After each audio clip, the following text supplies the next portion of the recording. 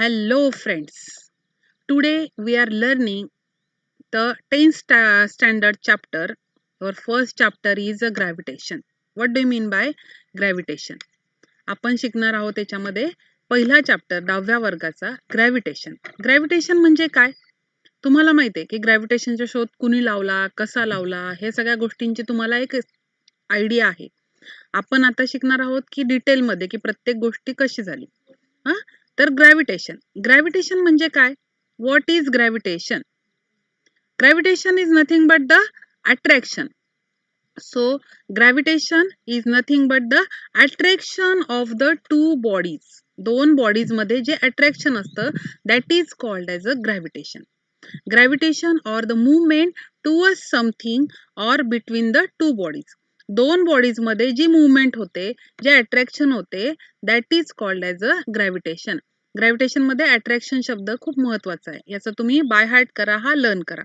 Second, gravitation force. आपण बघतो की युनिव्हर्स मध्ये खूप सगळे फोर्स आहेत, खूप मोठे प्रकारचे फोर्स असतात.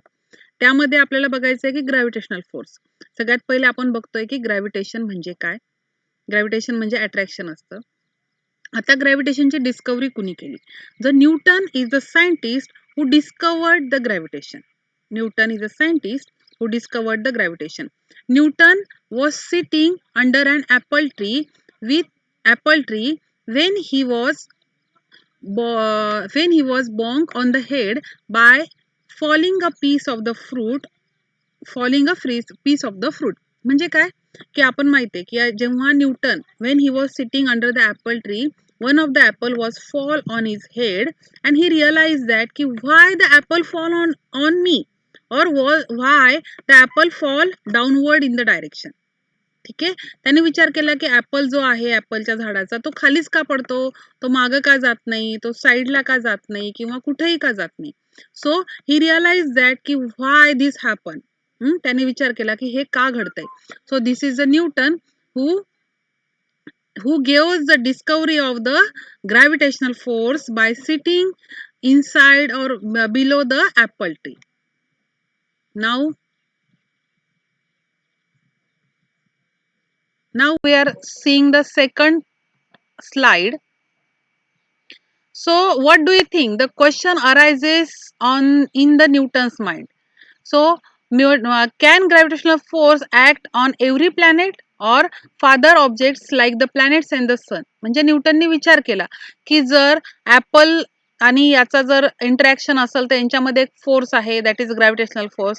हा जर फोर्स पृथ्वीवर सेम असेल तर बाकी ठिकाणी कसा असेल, बाकीचे जे प्लॅनेट आहेत त्यांच्यावर कसा असेल, याच्याबद्दल त्याची विचार करण्याची क्षमता सुरू झाली. नेक्स्ट, आता आपण बघूया फोर्स. फोर्स हा शब्द मी नेहमी म्हणते. फोर्स म्हणजे काय? What is mean by force? A force moves or tends to move, stop or tends to stop the motion of the object. आपल्याला माहिती आहे की फोर्स म्हणजे काय, की एखाद्या गोष्टीला तो मूव्ह करतो और एखाद्या गोष्टीला तो स्टॉप करतो किंवा एखाद्या गोष्टीला तो गती देतो. फोर्स मुळे काय होतं आपल्याला एक सिंपल उदाहरण माहिती आहे. आपण काय करतो की बलून जो असेल त्या बलून मध्ये हवा भरतो. हवा भरल्याच्या नंतर आपल्याला कळतं की त्याचा आकार वाढत जातो. There is increase in the shape and size of the balloon. So this is happening with the help of force only. हे काय होतं फक्त फोर्स मुळे होतं. So force is very important as per as your size and shape is concern. Force म्हणजे काय तुम्हाला कळलं. फोर्स म्हणजे काय असतं, एखादी गोष्ट स्टॉप करणं किंवा एखादी गोष्ट मूव्ह करायला हेल्प करणं किंवा एखाद्या गोष्टीला मोशन देणं. आपण बघतो जर डोंगरावर उंच टेकड्यावर जर एखादा दगड असेल आणि त्याला आपण असा धक्का दिला तर तो दगड असा घरंगळत खाली येतो. So this is happening with the help of force, isn't it? Now we are studying the definition of the gravitational force. आपल्याला फोर्स म्हणजे काय आता समजलं, पण आता ग्रॅव्हिटेशनल फोर्स म्हणजे काय? So the gravitational force is a force that attracts any two objects with the same masses.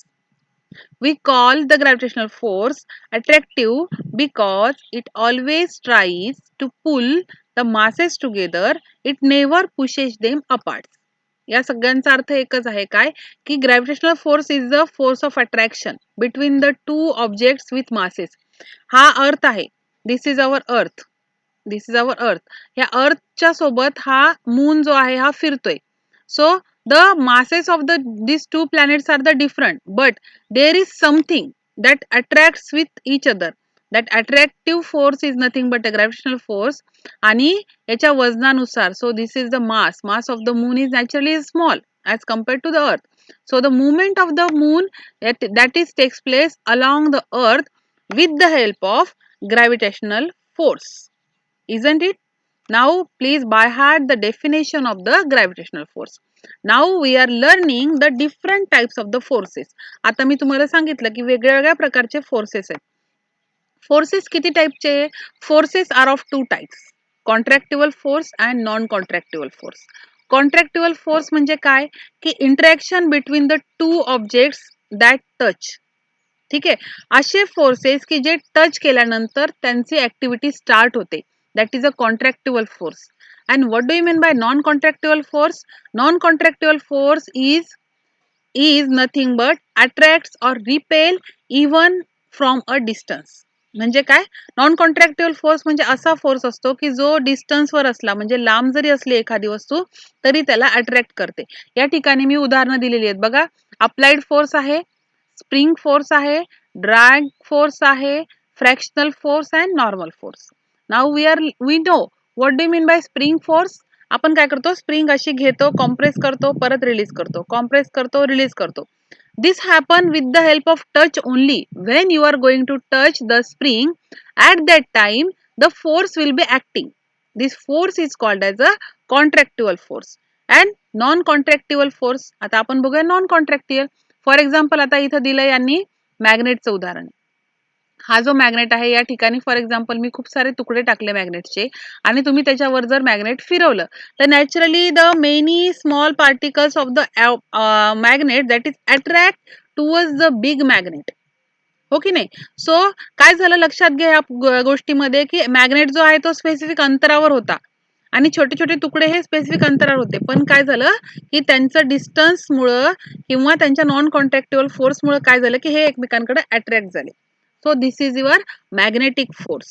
Electric force मध्ये काय होतं? We know that our planet our solar system is having the different types of the planets that are revolving around a specific direction. This is called as a electrical force. नंतर आहे gravitational force, जो आपण आता शिकणार आहे. हा आहे non contractual force. This is the scientist Newton. हा आहे Newton scientist. This scientist discovered the various laws of the motion.